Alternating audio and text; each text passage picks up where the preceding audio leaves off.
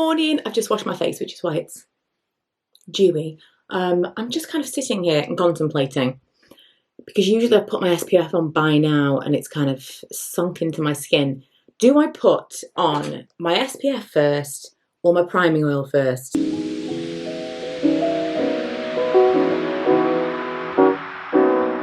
I'm going to go with the priming oil just because I think that it's going to sit better, but I suspect those of you who know are going to be screaming at the screen, it's going to break down the SPF. We'll find out. I'll find out when I come back to read these comments. I do really love this stuff. This oil is from Pixie. I've got a rose one as well. They were sent to me, but I would absolutely purchase these again when they both run out. I think I'm going to get the vitamin C because I prefer the fragrance of this. But because my skin is a little more sensitive and definitely drier these days because of the skincare that I use that's quite active at night time. I used to be oily combination and now I'm definitely kind of combination dry.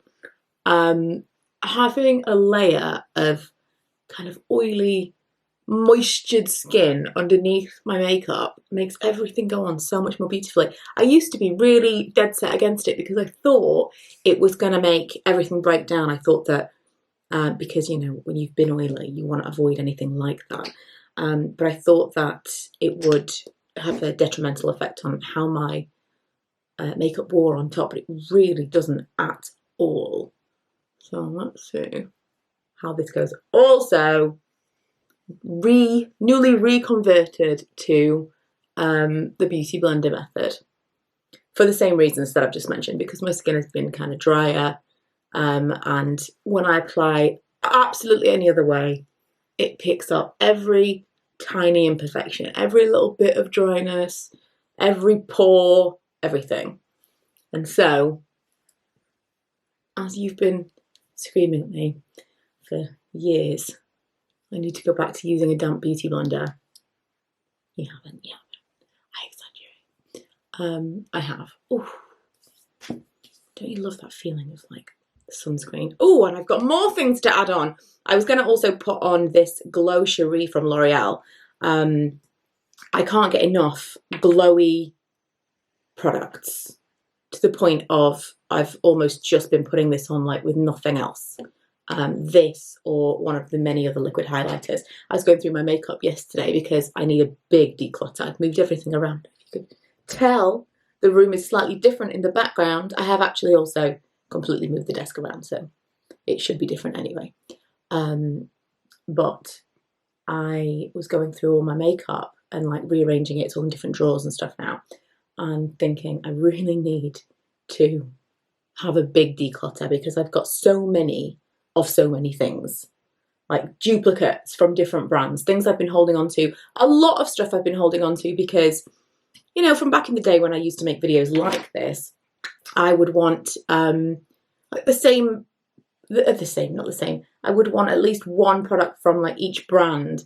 So at some point, if I wanted to do like an all number 7 or an all whatever, and so I hold on to those things, but I don't really make those kind of videos anymore, or you know, full face under £10, that kind of thing. So I would hold on to particularly inexpensive products that I knew would work in a pinch in that kind of challenge. But again, that's not really the kind of thing that I'm doing. So do I need to hold on to all of those things? Probably not. It's making it more difficult for me to be able to find the stuff I really want to use in my collection. There's some stuff every time I go through doing something like that, I find something I completely forgot that I had. I mean, the Glow Cherie, I was completely obsessed with that a couple of years ago, and I've been using other things, but I totally forgot that I had it until I went through my drawers the other day. So I don't know if I'm going to film it. Do you guys want to see a declutter?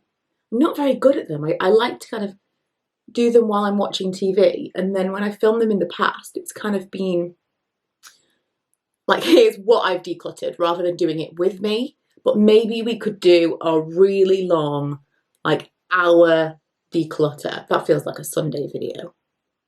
Let me know. Let me know what you think. Oh, it's just like skin. You see, I won't be told. I won't listen. That was the number 7 Hydra Luminous Foundation. I love number 7 foundations anyway. They are really nice foundations. But I think a big part of the reason I love number 7 is that they are a perfect colour match for me. Their calico shade is absolutely spot on.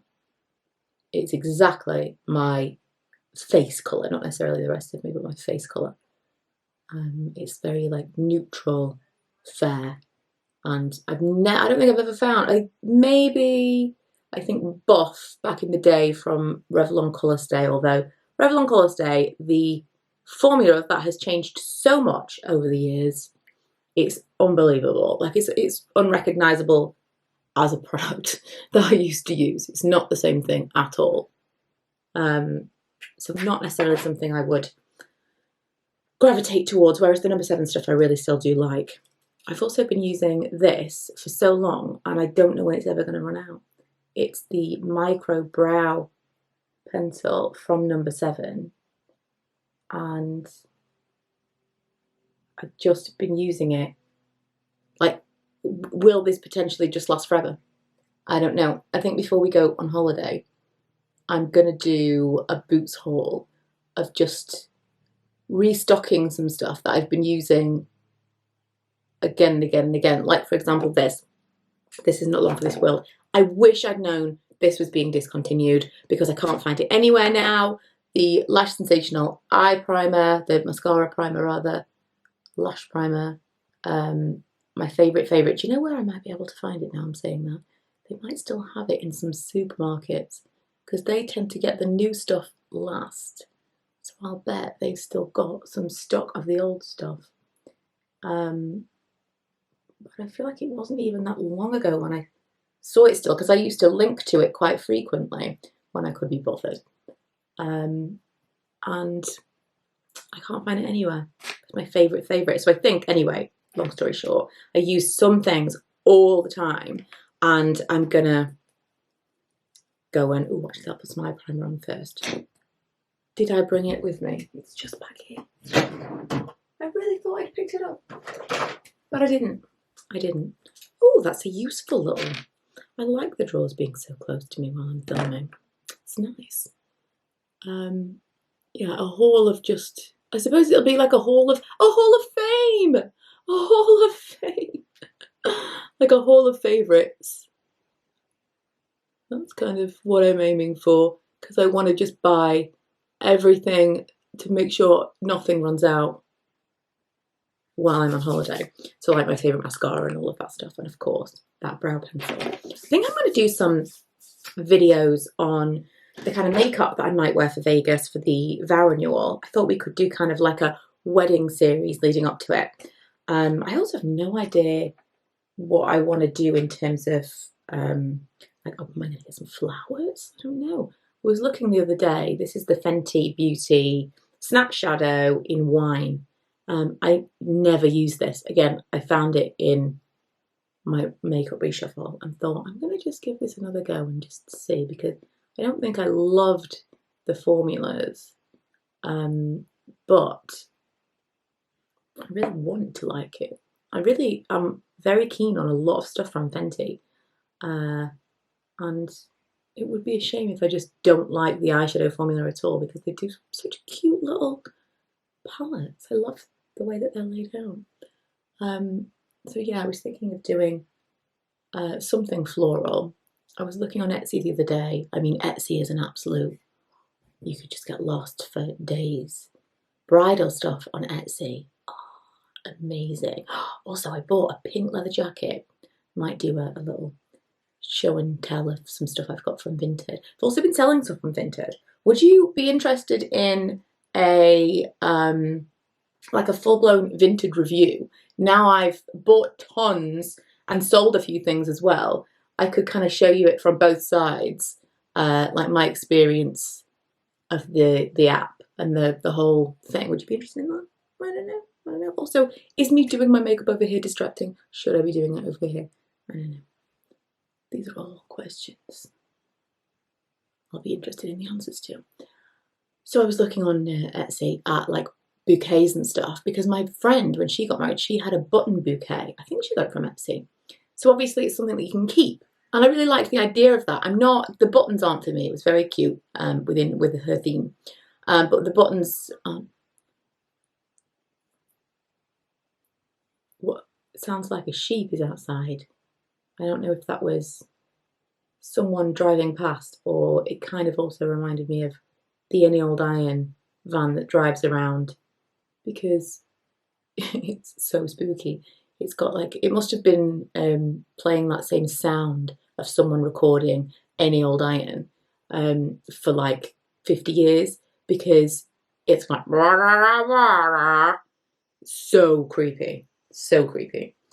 Anyway, so yeah, she had this button bouquet which was really cute, and that made me think, I wonder if I can get something, you know, like a really nice silk bouquet, like a really high quality, doesn't look like a silk bouquet, because I would like something that I could have at home. Obviously, any flowers I bought in America would be very difficult, if even allowed, to transport home, and they wouldn't last very long anyway. So it's not even like I could bring it home and dry it necessarily in the same way that you could if you had a fresh bouquet here. Yeah, I've just been looking, and they've got some really nice options, but the problem I have is too many options, too many choices. I struggle with too many choices. I think I'm really just sticking to the same colours. I don't even know why I'm looking at this, because I'm just using the two matte shades, the darker and the lighter of the two matte shades. Let's not mess around. We know this is all you're going to do. And then a small amount of definition to my lash line. Ooh. Also, this is definitely on my Hall of Fame list. I've got oily hands now. This is the Physicians Formula Gel Liner Trio. This one is satin. Use my t-shirt. Still can't do it. I can't. Oh, I made it oily and then couldn't open it at all. I nearly put this on my eyebrows. Wasn't paying attention. It just goes on so nicely. So easy to work with. I find eyeliner really difficult, but not this. This comes in a trio of matte. Sorry, comes in a trio of matte, satin, and excuse me, I think like a shimmery one. What would that be called? Might be called shimmer, but the satin is definitely the best one. So like, it kind of still looks matte, but it's easier to apply. It's kind of glide on. Oh, I love it. And then, oh, we shall do. I've got quite a hardcore blush to play with that I was thinking, I wonder if I can do. I keep seeing people put like blush here as like a lifting, almost like a faux, what do we call it? Like a contour, but not. So like just there and like blend it up rather than, because I put blush here, which is my favourite placement. Some people put it on the apples of the cheeks, but I've seen them just like a little bit kind of in the hollow and then use it. So we'll see. We'll see. Ooh, oily hands. What was I even talking about? We were talking about flowers. Talking about Vegas, of course. I have now sold several of the Vegas wedding dresses. Some of you will be very upset to know that the sequin ones, I'm sorry, I was never going to wear them. I was going to wear them. There was a time I was going to wear them. And I'll tell you why I bought the very biggest one. And this is why I'm happy to let it go. Because I know this. When I try it on, I know why I bought it. A few months ago, I was looking at pictures like, oh, you know, I'd like this picture, I'd like this picture. And I was trying on different dresses. And I was thinking, I obviously have control over pretty much every picture that's taken of me these days, because who's taking pictures of me apart from me? No one. So I was getting a little bit worried about having pictures back from a stranger, because that is what, I'm going to do this hollow thing. Just like, I think like just there. feel like I've just put lipstick. This is blush, I'm pretty sure. Pretty sure.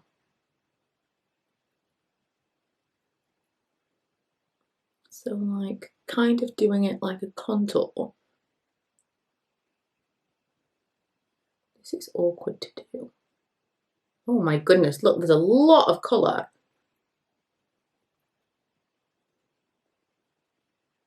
Haven't really kept the placement very much, but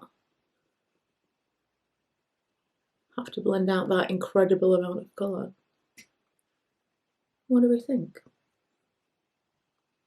There might be something to it. Might have needed slightly less product. Try it on the other side.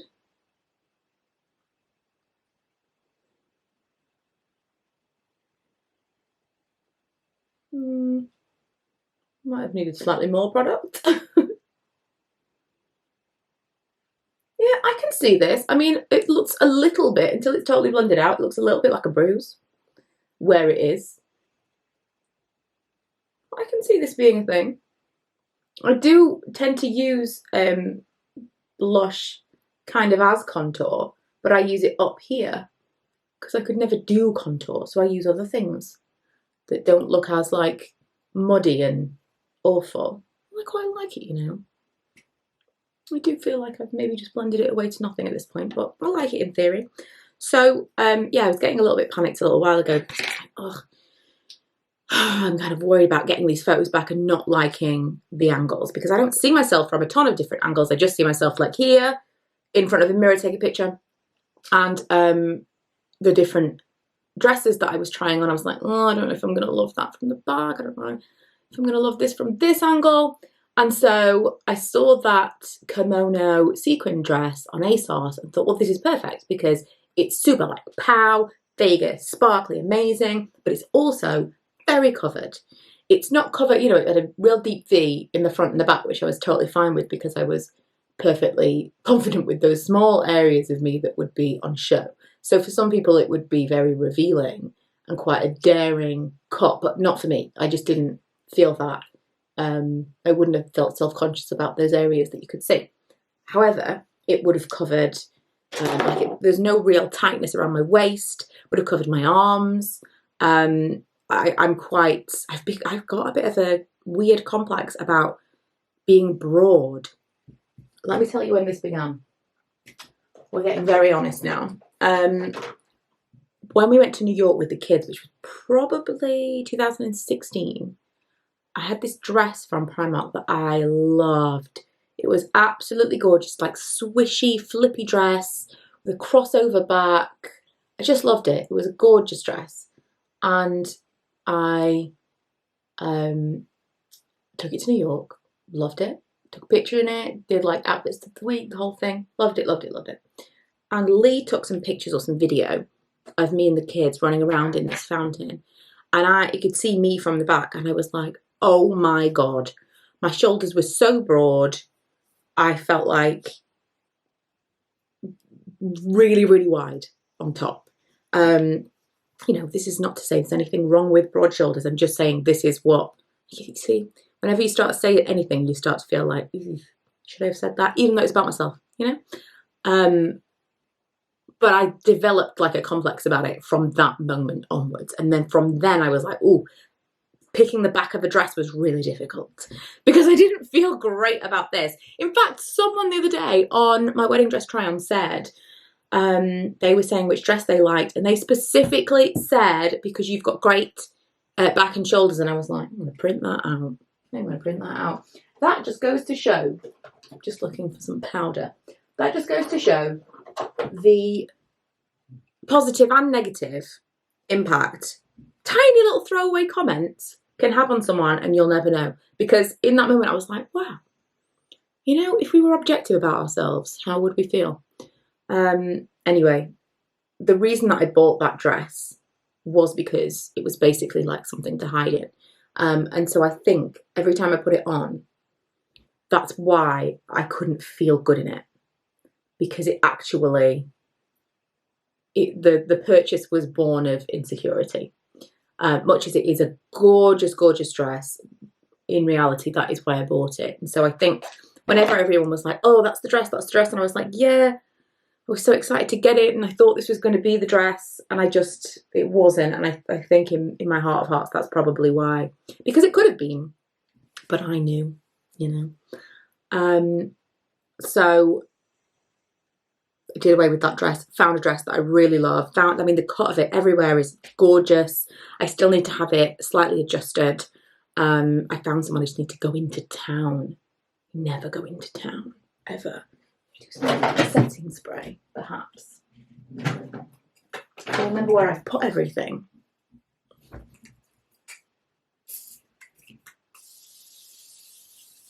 So, feeling much better now, confidence-wise. Speaking of which, I don't know whether or not by this point I will have already posted it, but I'm going to do a Q&A about Noom, because I've been using Noom to lose some weight. It's like a calorie counting app, effectively. And I didn't really want to talk about it until I'd kind of got past a big chunk of time with it, so I could really say, this is how I feel. But I've lost 22 pounds, and I don't feel like that's really super significant. I'm still wearing the same clothes. It's not like, oh my God. It's not, that isn't huge, but I can't tell you how different I feel. It's not like I look in the mirror and I look like a completely different person. I don't even feel like I look that different, but I feel different. And I actually don't know whether or not that's just kind of the diet itself, which is not a diet, but like the fact that I'm not eating as many high calorie things all the time, that maybe actually I do just feel better in myself. But that's definitely, I can't pretend that's not contributed to the confidence beyond other things. But that was a tangent from Vinted. That was a tangent from I'm selling some things on Vinted and would you like a review? I'm going to do my hair now. I'm going to film some other videos. Oh, we've got some real streaks of grey now. Got some real streaks of grey. I had my hair done not so long ago. I said I wanted to go kind of darker because I've still got quite a lot of blonde in the ends that's, as it fades out, I don't love it. No, it's fading again now. But she said, right, I'll put a base on for you. And I was like, but I don't want you to dye my whole head dark because I don't want to suddenly have like grey roots. I'm happy with strands of grey, but I think grey roots is a lot more obvious. So if I can keep my natural base as natural as possible so that the strands just kind of go silver, totally cool with that grey. And she was doing it, I was like really panicking, like, oh no. And what she did was she kind of used this paddle with a comb on it, and she like scraped through, a bit like what you would do with highlights. She scraped through sections of my hair and did those. So all over my head, it was almost like a whole head of lowlights. I suppose that's what it was. And I need to go back for a freshen up soon because it has faded, but I was really happy to then still have my silvery strands. When I get loads of silvery strands, that's when I'm going back blonde. Definitely, definitely. Anyway, this is my makeup for the day. I'm going to put some lipstick on as well, but I haven't decided what that's going to be yet. Also, I think we can all agree that the SPF actually sat really nicely on top of the oil. I don't know if it would have worked the other way around. I don't know if this means that the SPF's not going to work. I don't know, but I think that it sat really nicely on top of it and everything feels very hydrated. And let me just bring you in closer because, you know, sometimes you watch these videos and, I mean, if you're still here at this point, the world's most boring, get ready with me. It's just chill. It's just chill. It's so flattering. It's like all around here, so glowy and like, yeah, there's texture, you know, it's real skin. But all around here where it might get kind of dry, if I was to go straight in with a foundation and then a powder, this would look completely different. But oils, creams, foundations, and then just powder here, kind of T-zone, and then like slightly here is my jam. If I put powder here, this would be a completely different vibe. And eventually this would look line, line, line, line, line, which is not what we're into. Anyway, thanks for keeping me company while I get ready to film some other videos.